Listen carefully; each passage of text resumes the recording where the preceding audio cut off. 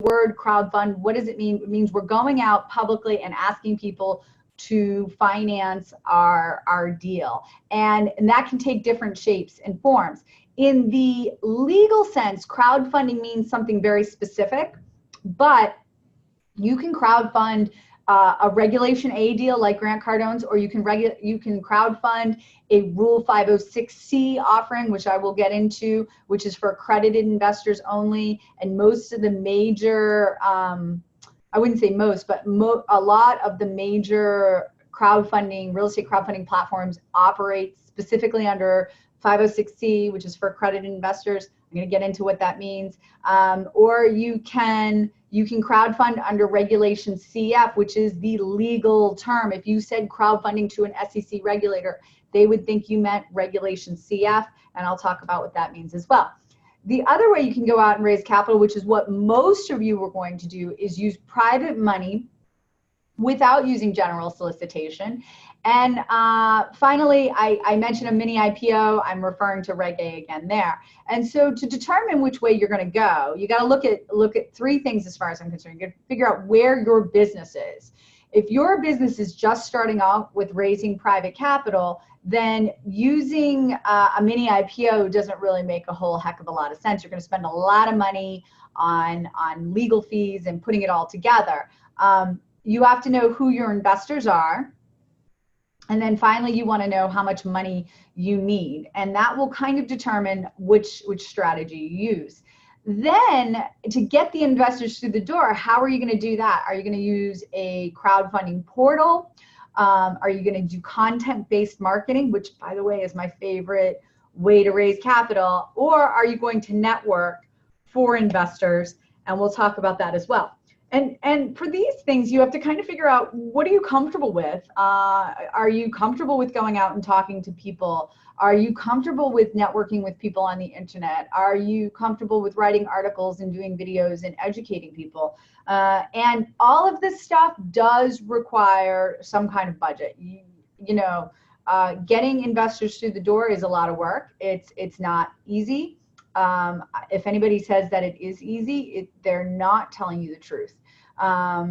You can make it easier, but you have to have a consistent message, and you have to consistently go out and be, whatever it is you decide to do, you have to do consistently. And that's like with anything, like exercising. If you exercise once or twice a month, that is not going to give you any results. You have to consistently exercise. You have to consistently eat well.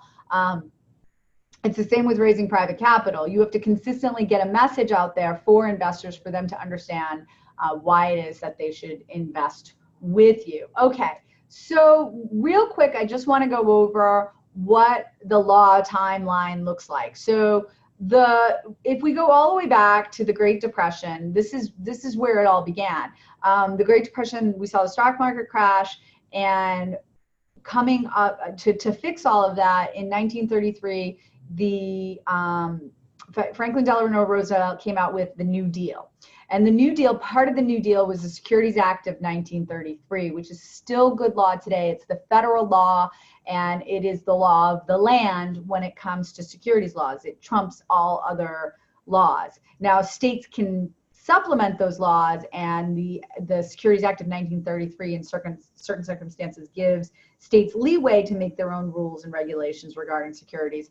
But the overall law of the land is the Federal Securities Act of 1933, which is why, even though I'm only licensed to practice law in the state of California, I can represent clients all over the country. And I do represent clients all over the country because it's federal law. So we're able to do that. So fast forward to 1946, and this is really important, and I will get into this in a little bit. We had a case called the W.J. Howie case, which defined what a security is, and it's going to be really important to you. Then the crowdfunding laws came out. That's the Jobs Act. The crowdfunding laws came through this thing called the Jobs Act, the Jumpstart Our Business Startups Act in 2012. And then what had to happen after that is the SEC had to write rules on how they were going to carry out the Jobs Act, and that became completely legal in 2016. So that's just a little history so you understand how we got here in the first place. So I had mentioned early on that different types of investors are treated differently under the law. So there's 3 types of investors under the law. So let's take a look at those. There's the lowest common denominator investor is the unaccredited investor. And you may be offended by what I have up here, but it's something to help you remember the rules a little easier. So unaccredited investors you can refer to as not so smart and not so rich. Then the second tier of investors are called sophisticated investors. And I promise you, probably everybody who is attending this is probably to some level a sophisticated investor. And those are people who are smart, but not so rich. And then our highest investor is an accredited investor. And that's somebody who makes $200,000 a year as an individual, $300,000 a year as a married couple, or has $1 million net worth exclusive of their primary residence. Now, let me just tell you, I get a question all the time, like, how do I become an accredited investor? And you don't become an accredited investor. You either are or you aren't. You can't get accredited. So you either make $200,000 a year or you don't. You either make $300,000 a year or you don't. You either have $1 million of net worth or you don't. There's no society to accredit you as an accredited investor. Now, how do you become a sophisticated investor? Well, you get educated. And the sophistication test is a subjective test. You, along with whoever you're investing with, have to determine, are you sophisticated enough to sufficiently understand the risks associated with investing? And if you're asking questions like, is it guaranteed? Is it low risk? Then you're probably not sufficiently sophisticated enough. Or if your investors are asking you, is it low risk? Is it guaranteed? They're definitely not sufficiently sophisticated enough to invest with you. So keep that in mind when you're looking at investors and applying that sophistication test. So let's take a look at the rules. Okay, so now I've mentioned a couple of things here, and I apologize because I thought I had another slide in between here that's missing, and it was the slide that I thought I had in here was a picture of a farm. And why did I have a picture of a farm? Well, I'm going to actually go backwards real quick because I want to go back to this timeline right here. And I had mentioned this W.J. Howie case in 1946, right? This is really important. It's a really, really important case. It's still an important case today. So why is this case so important? Well, because it defined what a security is. And I feel like there's a lot of confusion regarding what a security is. And this, if you're taking notes during this event or during this particular session, this is the thing I want you to write down. The test is what a security is. And the test is, if there's an investment of money, there's more than one investor, the investor expects a return on investment, and the work is done through the efforts of a promoter. So the efforts of a promoter, what does that mean? Well, that means that you're doing all the work. So if you're going out and you're looking for investors for your deal, and your investors are coming to you and saying, yes, I'm going to invest with you, and not only am I going to invest with you, but I expect you to give me my money back, and then I expect you to give me some other money, whether it's interest, profits, preferred return, whatever it is, and then you're going out and making that all happen for them, that is a security. And why is that important? Because that means all the securities laws apply. And so, I see people constantly try to get out of securities laws, like say, well, I don't want them to apply. But I'm telling you right now, if you're taking investors' money and they're expecting a return on their money and they're expecting their money back and they're expecting you to do all the work, you're selling a security. So that's why this is important. So to resume this presentation, then we're going to take a look at, okay, so now that I know I'm selling a security, what are the rules? How does it apply? And as the way I look at it, I call these buckets. Now, there's more than the 4 buckets you're seeing here on the screen right now, but these are the major buckets that you can choose from. And really what you're going to be really looking at when you're making your choices of how you're going to go out and raise money are 506B and 506C. These 2 in the middle are really the ones you're going to be focused on. So I'm going to start with those bookends, crowdfunding and Regulation A, or mini IPO on the right there, and then we'll come back to the middle. So under crowdfunding, and this says $1 million, it's actually $1,070,000. So you can raise up to $1,070,000 using crowdfunding on a registered crowdfunding platform. So what's a registered crowdfunding platform? That is a crowdfunding platform or crowdfunding portal. They actually refer to them as portals. A crowdfunding portal that has been registered with an organization known as FINRA. And they act as a mini broker dealer, like and they're going to broker your particular deal. And they're going to take a percentage of that deal, and they might even charge you a flat fee to get listed on their website. So you have to find one of these portals that are registered with FINRA, and then you can raise up to $1,070,000 on that portal or through that portal, and take money from any type of investor. So if you remember our 3 types of investors: accredited investors, unaccredited investors, and sophisticated investors. All of those investors can invest in your deal if you are doing a crowdfunding deal under Regulation CF. That's the regulation, Regulation CF.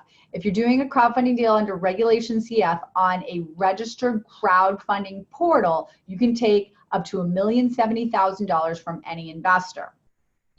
Oh, and real quick statistic about those 3 types of investors. You know, I had said, you know, not so smart, not so rich is kind of derogatory, and it is. It's not really fair to call, you know, a section of the population not so smart and not so rich.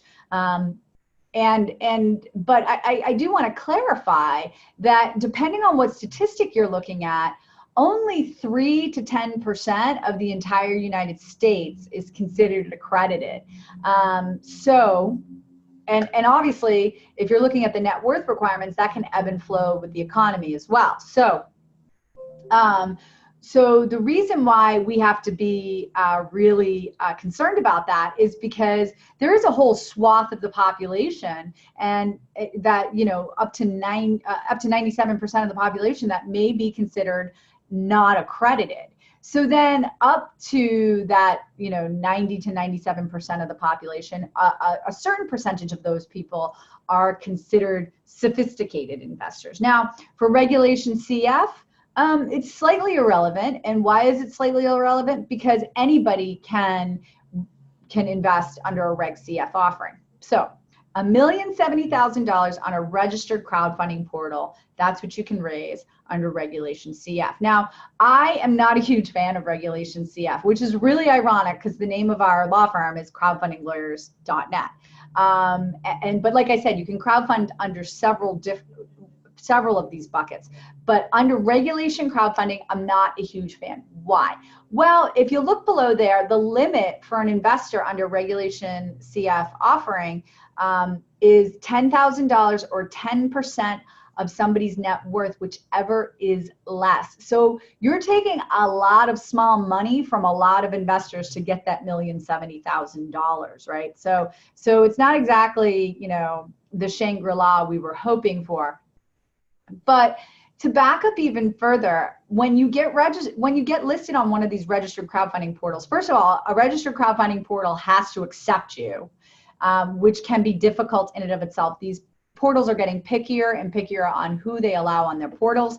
And I actually kind of like that, because I think, you know, there's a lot of people who want to go out and raise $1 million and don't really know what they're doing. So I do like the fact that these portals are getting a little picky in terms of who they allow to list on their website. But so that's number one.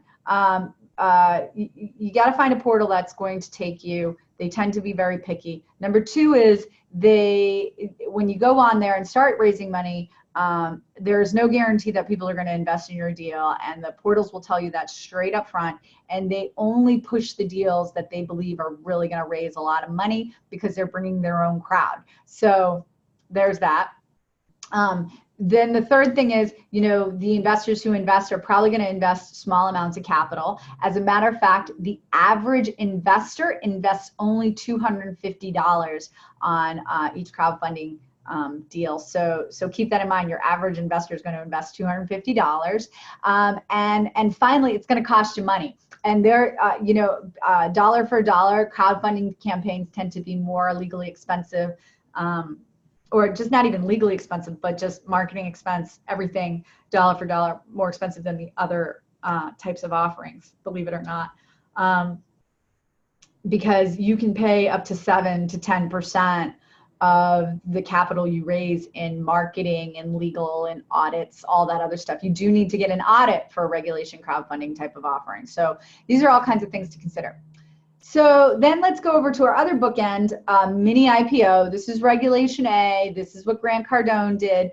And Regulation A plus under Tier 2, which is the only real Regulation A I recommend. Under Regulation A plus Tier 2, you can raise up to $50 million from any type of investor. So accredited, unaccredited, or sophisticated investors can invest in your Regulation A Tier 2. And you can advertise for those investors on the internet or wherever you'd like to advertise for investors.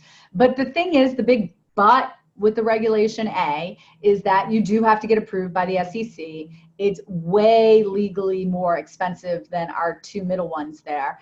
So really something to consider is that it is a lot more expensive to do a Regulation A. That's why you don't see a lot of smaller companies doing them because it can get really costly, legally speaking, and you also have to do an audit.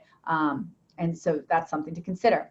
So let's talk about our two middle ones, the ones that you're going to be considering as a real estate entrepreneur trying to raise capital. 506B is the old rule, still a good rule, allows you to raise as much capital as you want from a combination of both sophisticated, that's our level 2 investor, and accredited investors, an unlimited number of accredited investors.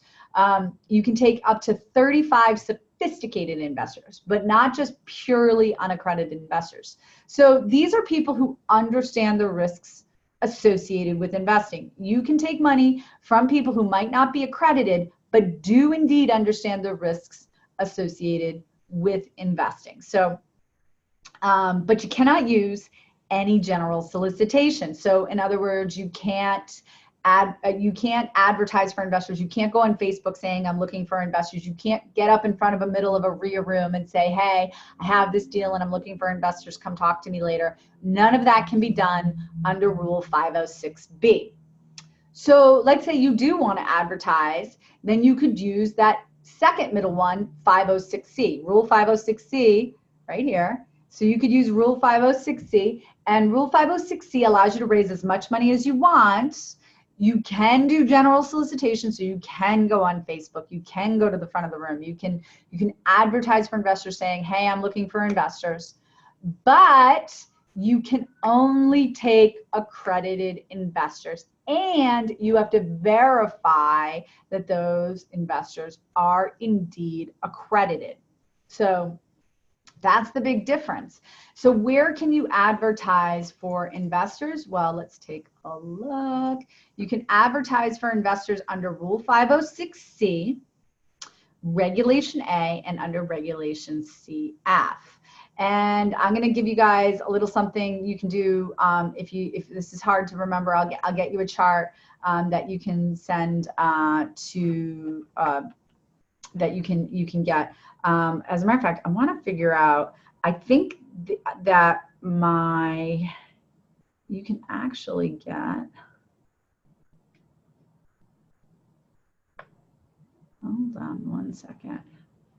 I have a way you guys can all get a chart and some other awesome stuff that will help you with remembering these rules, because these rules are not easy to remember. And I get pretty much the same questions every week on these rules because they aren't easy to remember. And there's a lot of numbers, and there's a lot of letters, and there's a lot of different types of investors, and there's a lot of different rules. So I'll get you all that information. So so you don't have to furiously take notes and try to remember all of this. All right, so where can we advertise? Under 506C, Regulation A, and Reg CF. Okay, so moving on. I did some analysis, and I've been looking at the Reg D filings since 2014, which is when the Rule 506C, where you can go out and raise capital using general solicitation only from accredited investors, came out. And so here's what the Regulation D filings showed me. Now, I wanna just draw something real quick, because I just threw out there like this new word or new phrase, Regulation D. So I have this new phrase, Regulation D, right?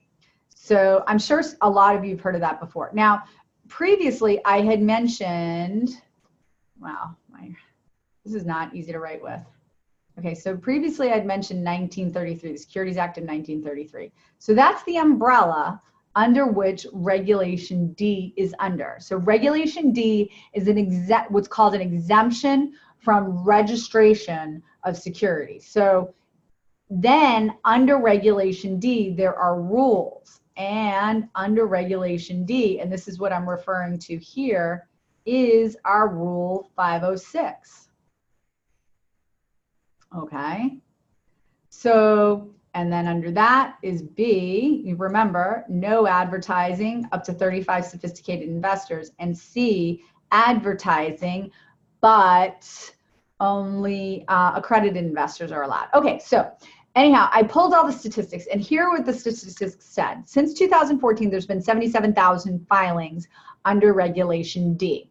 And here's how all of it broke out for real estate. So pooled investment fund and real estate are pretty much the same categories. Pooled investment fund might be mortgage notes, it might be a real estate fund, what have you. And that real estate 6% can mean like a single syndication of a multifamily building. So it just depends. But this is how it all broke out. So we can see a big, huge chunk here is specifically for real estate or real estate related assets. So one such famous offering done under Rule 506 since that time was an Airbnb offering for accredited investors only. So kind of cool if you got in on that, right? So, but here is a really shocking statistic. So any of you out there that are thinking right now, well, I really want to do Rule 506C because then I can advertise. I hope I'm about to blow your mind with the statistic. And here it is. Since 2014, it turns out that only 7% of all those offerings we just saw have been done under Rule 506C. The other 93% have all been under B. So what does this mean? This means that people aren't finding, or issuers are not finding, the value in advertising that they thought they would, and instead are sticking with people who they know and who they network with and who they educate, as opposed to forms of general solicitation. So just keep that in mind when you're all gung-ho about doing a Rule 506C offering, okay? So, but just to give you an example, this is a screenshot of a website that many of you may be already familiar with, called CrowdStreet. And CrowdStreet is a crowdfunding platform that operates under Rule 506C. So all of these offers here are actually under Rule 506C, okay? So what I really want to impress upon you before I take questions here is that people you know are always going to be greater, better, badder than people you don't know. Your Uncle Joe is more likely to invest with you than a woman you've never met before on the internet. So keep that in mind before you consider the differences between 506B and 506C and go running head first into a 506C offering, because people you know are always going to be better than people you don't know. You've built that trust. They trust you. They know you. They're more likely to invest with you than people you do not know. So Just to recap, what are the pros and cons versus 506B and C? 506C, strangers. B, people you know. How do we get investors through the door with 506B if we can't use general solicitation? Well, education-based marketing, branding-based marketing, no verification or accreditation of accreditation is required, and you can have up to 35 sophisticated investors in your deal that are not necessarily accredited. And you need all of that. You need to verify that you have only accredited investors in your deal if you go out and use 506C, but you can use general solicitation if you do. So when would you consider 506C? Now, poor Payless, they're gone now, but I thought this was so ingenious of them, right? Their swan song. This was kind of their swan song. They opened a pop-up store called Palessi, and they had people all dressed in black, and then they invited out some YouTube influencers, and all they did was just display the same shoes that you'd find at Payless shoe source, and displayed them in fancy shelves with fancy lighting in a fancy environment, like you see there on the right. And I brought in these YouTubers, and then would ask these YouTubers, what do you think of these shoes? And the YouTubers would say, oh my God, these shoes are amazing. I love them so much. Well, how much would you pay for these shoes? Oh, I'd pay at least $400 for these shoes. And it turned out it was the same shoes that were available at Payless for like, 25 bucks. So, perception is everything. People are willing to pay more based on perception. So why would you consider a Rule 506C where you can only take accredited investors? Well, you would use 506C if you already have a long list of accredited investors. Look, even though you can do general solicitation, it still comes down to people you know and who are familiar with you are going to invest with you before people who don't. It's just easier to reach them and be more direct with them if you're doing a 506C offering, right? Because you can say directly to them, I'm looking for investors in a general solicitation without having to be sly about it. Maybe you have a budget for general solicitation. You do need a budget if you're going to go out and do general solicitation. As we know, Facebook ads cost money, so do Google AdWords, so do websites. All of this stuff costs money. You have a website that can process subscriptions. There are a lot of white label software providers out there that can provide you the services in order to process subscription agreements from your investors online. Now, I just used a word there that some of you might not know, or a phrase there that some of you might not know, and it's called a subscription agreement. So why is this important? A subscription agreement is the agreement between you and the investor that says the investor has read all your legal documents and now understands what's going on and is willing to invest with you on the terms and conditions of those legal documents. What are the legal documents? One such legal document is called a private placement memorandum. So when you're dealing with investors and you want to say, hey, investor, do you want to invest with me? And the investor says, yes, I'm interested. You have to present them with something that's called a private placement memorandum.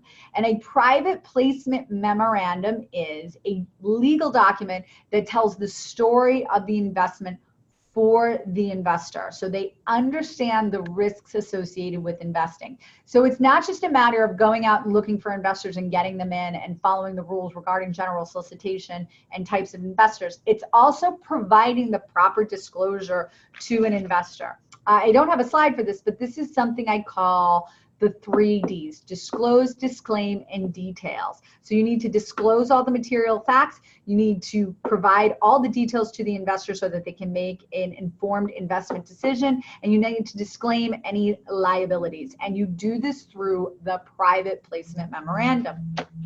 The private placement memorandum is also going to be supported by a document, if you're an LLC, called an operating agreement. And the operating agreement is going to tell the investor how the company is run. So the private placement memorandum, operating agreement, and that's all tied together with this agreement called the subscription agreement. And the subscription agreement is the investor saying, here's all my information, here's what I'm willing to invest, I've read all your documents, I understand them, I'm ready to invest. So when you're doing a 506c offering, you want to have a website that can process digital subscriptions. It just makes your life so much easier. It makes it easier for the investor. If you'd like to check out what that looks like, you can always go to CrowdStreet, that website I talked about, or you can go to Realty Mogul, you can go to Fundrise, you can go to any number of these crowdfunding websites. You can even go to Grant Cardone's website and see how he processes subscription agreements digitally as well. There's all kinds of services out there, Redwood, IMS, there's white label platforms that you can use as well. So that is one of the things that I strongly encourage you to have if you're going to go out and do a 506c type of offering. And if you already have a brand and reputation, then yes, 506c might be the right decision for you. So just to break down the rules real quick, and I'm going to tell you right now, look, if you want, text the word crowd to 36260, and I'm going to send you a chart that's better than this chart that will tell you all the rules, tell you exactly what's involved. So if your hand's hurting from taking notes and you just want to have the chart, just text crowd to 36260 and that will send you the chart back. Okay. With that being said, I am ready to take questions, and I hope you guys have some questions. Going over here to the little chat, go to the Q&A box. Please post. We don't have any questions. Ah, I'm so sad. I can't believe that. I can't believe that nobody has questions on SEC regulations. I highly doubt nobody has questions. Usually I talk really fast during these things because I run out of time on questions. So I'm a little shocked that people don't have questions. And Denise just asked a question that just says question. Denise, that's not a question. And Jillian, the 36260, is that the number? 36260? Yeah, 36260. Text the word crowd, and I'll get you out that. All right, I just posted nice that. So it's a really cool chart, actually. I'm quite proud of it, to be perfectly frank. Yeah. So, okay. So Denise asks, are the PPMs fairly standard in format? I mean, the formatting of the PPM, yes, is absolutely standard. There's things that have to be in there, but they're unique in the sense that each deal is unique. And so you do need to have uniqueness when it comes to risk factors. You have to have uniqueness when it comes to the story. The distributions might be unique in nature. The preferred return, if there is one, might be unique in nature. The terms and conditions of the deal might be unique in nature. So yeah, it's standard. I mean, obviously you will know a Trowbridge Sidoti PPM if you saw one, because we use the same font. I mean, we've actually had discussions about this. We want people to be able to read our documents, know it's a document that came from us, and know exactly how it's going to read. So yes, our documents are very standard. They come in a very one of the things we do in our particular documents is we make sure our PPM completely tracks with the operating agreement. That's something we're extremely proud of over here. And that's really so that the investor and the sponsor have an easy time understanding it, reading it, digesting it, knowing what's in there. So yeah, so I would like to say that, yeah, there is a standardization to them. I will tell you right now, I've read plenty of documents that are hot mess documents, which is why for me it's so important to have some kind of standardization with the PPM to make sure it reads well and reads easy for the investor, so the investor knows easily how to find something. So what type of attorney would you suggest to draft the required complying documents? You want a securities transaction attorney, a securities attorney. And you're of course welcome to call me if you'd like assistance with that. But don't go to just a real estate attorney. A real estate attorney is really not going to understand securities transactions the same, just like I would not do your real estate closing. So you really want a securities transaction attorney, and preferably one that understands real estate if you're going to be doing real estate deals.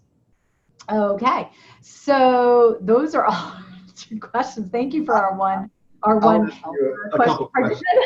Yeah, yeah. So, on the going back to the standard formatting of the PPM, so are banks or lenders going to require certain verbiage in the PPM? Right. Yeah, they do. So here we're used to that, we're definitely used to that over here. So we usually, what we end up doing is we send the way the client wants it. We send the operating agreement. They don't really care about the PPM. The banks usually don't care about the PPM. They care about the operating agreement. Yep. And so we'll send the operating agreement on over to the client the way they want it, knowing that the bank might come back and say, we need you to amend to read this section to read this way. So we're very prepared and used to that. It happens all the time. Things like about special purpose entities, making sure that there isn't going to be any other debt, stuff like that. So yeah, banks do care about what that operating agreement says for sure. They also care if there's any 20% or more owners. So actually, one of the things we automatically put in our operating agreements and in our PPMs is warning investors that if you are a 20% or greater owner in this deal or in this company, then you might be subject to the bank when we go to get a loan. So we suggest no one invest more than 20% or be a 20% or greater owner. Right. Yeah. Otherwise, you'll be underwritten. Yeah, exactly. As a loan guarantee. Yeah. Mm-hmm. Yeah. Mm-hmm. Yep. Definitely. Yeah. We actually had to do some modifications to operating agreement this morning for that very purpose. So yeah, it happens. It's part of the hoops. It is. And, I want to encourage you guys, ask questions. If you want to ask questions, you don't have to stick to this presentation here and what was happening here. If you want questions on, what's the best way to go out and raise capital, which I'm going to just answer right now. But, any kind of question you have regarding raising private capital for real estate deals, go for it. Ask. I'm happy to answer. You don't have to stick to this particular subject. This was the subject of the day, so that's what I talked about. But if you have any kind of questions regarding raising private capital, let me know. One thing I do want to talk about is what is the best way to raise private capital. And I alluded to this earlier on in the presentation, which is that it is really education-based marketing. So if you're in multifamily, and I assume all of you are because you're here, watching this right now, if you are in multifamily, then what you really want to do is become an expert on your area of multifamily, whatever that might be. So maybe you like to buy only small apartment buildings, 20 or less units. Become an expert on those 20 or less units and then talk about why 20 or less units are so great. This is going to translate. People are going to come for the education, stay for the investing, right? Once you prove yourself as an expert in your very specific space, people will learn to trust you. I see it happen all the time. It's how I invest. I don't invest based on advertisements ever. I never see something that says earn 15% on your money and I go, oh my God, I got to invest in that now. It's always about the person who has, some kind of level of knowledge that is unique or different or proves that they've really looked into something. So, I have this other program called Private Money Rockstar where I teach people the marketing and the legal aspects of raising private capital. And one of my students in Private Money Rockstar, I asked him, what are you going to teach people? How are you going to convince people to invest with you? What is it? What makes you unique? And he said something to me that made me go, oh my God, I want to hear more about that. And what he said to me was, learn how to save for your kids' college education by investing in notes. That blew my mind, and I'll tell you why it blew my mind. I don't save for my kids' college education. Why? Because I don't necessarily trust Coverdale's or any of these other traditional forms of college saving because they're so restrictive. What if your kid doesn't go to college? And I probably shouldn't say that, but what if your kid doesn't go to college? That kind of thing. So that's a really unique proposition. You know how I can save for my kids' college education? By investing in notes, which is probably a much better investment opportunity than a Coverdale. I want to hear more about it. And he'll go through that whole thing. And, it turns out I don't want to hear all about it. I want him to just do it for me. So that's what you're looking to do. You're looking to overwhelm with information so that people realize you're the one who knows what you're doing. Why don't they just invest with you? It happens all the time. So that's really what I want to encourage you to do. Okay, so we have a question here. Tony asks, we raise funds in Canada. Do we need a PPM? Thank you. Well, it depends. Are you raising money for projects here in the United States? And if you are raising money for projects here in the United States with Canadian investors, then absolutely yes, you need a PPM. Canada and United States have really, a reciprocal relationship when it comes to securities laws. They're governed by a lot of the same rules. And one thing I will say about Canadian investors, though, if you have an American company that's raising money in Canada, you don't want to use an LLC. You want to use a limited partnership.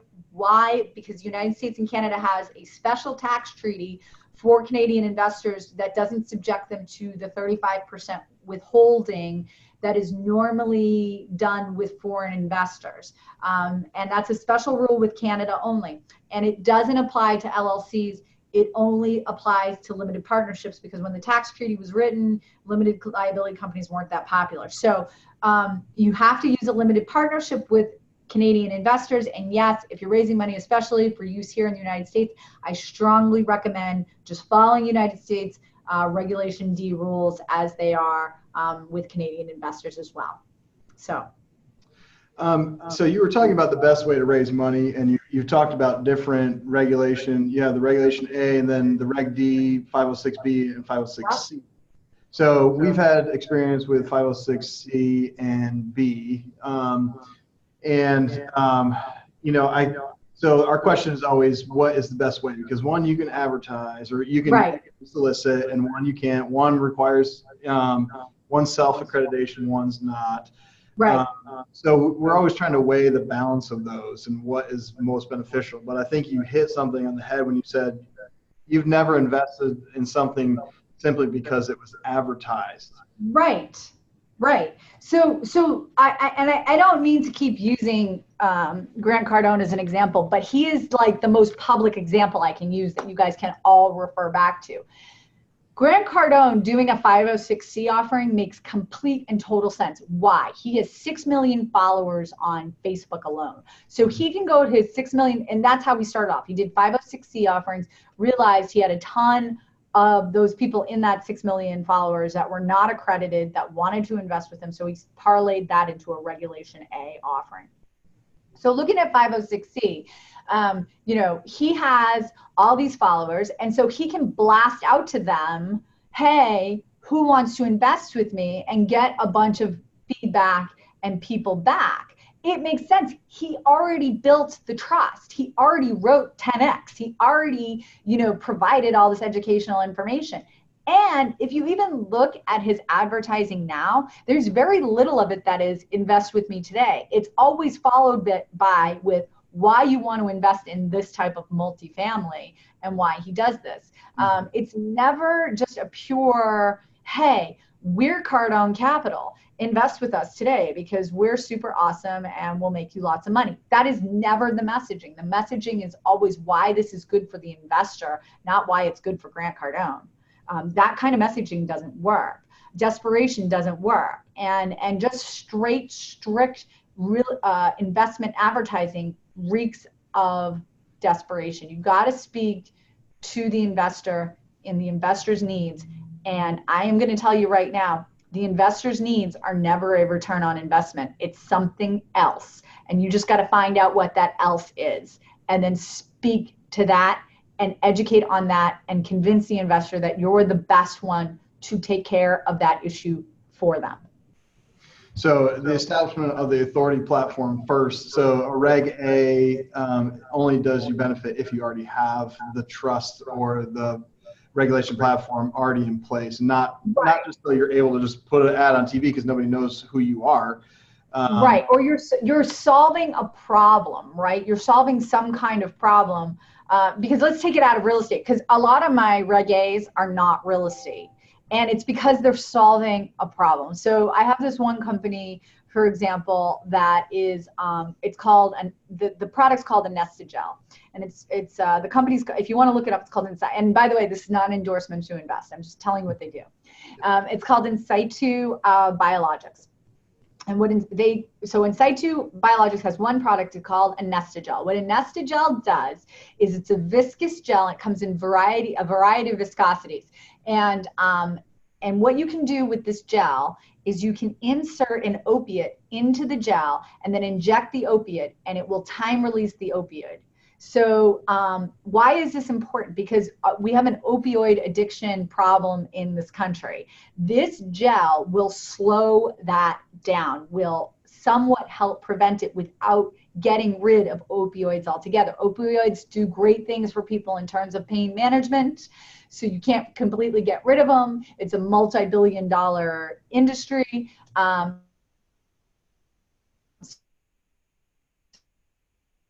So we're not going to get rid of it. It's time and control. It's addictive. And what we can do is by this gel, making it time released, making it so the person doesn't have to inject so often or take so many opioids, doesn't have the accessibility. They go to the doctor, they get one injection. That's it. That's all they're getting. And it time releases, and it can be up to 4 months. So they're solving a problem that exists. That's the attractiveness of that particular product, right? It's always about solving the problem.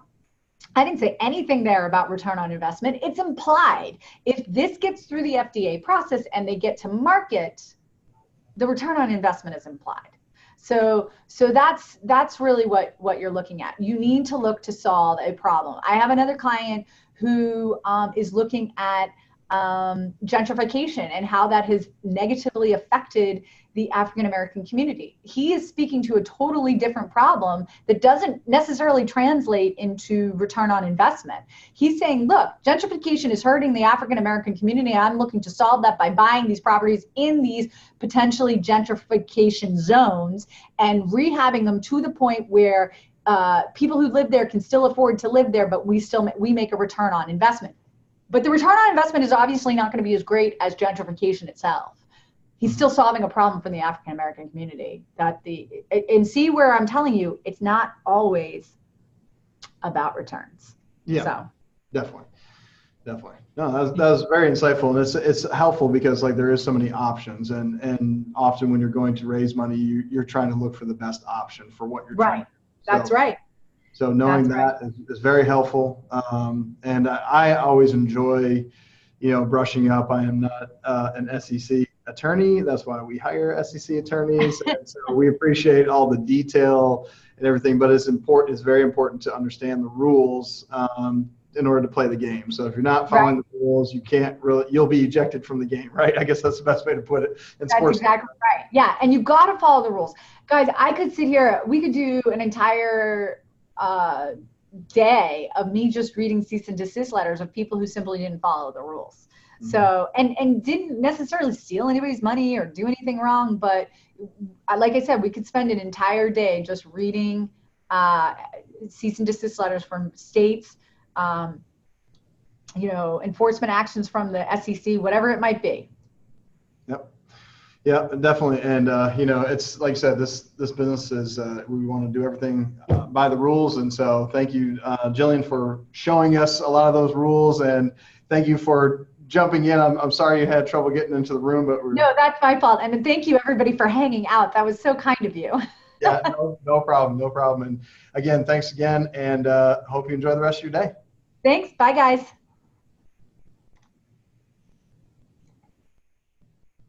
All right, everyone. Thank you for listening to that presentation on SEC regulations with Jillian Sidoti. We will be coming back at 3:30.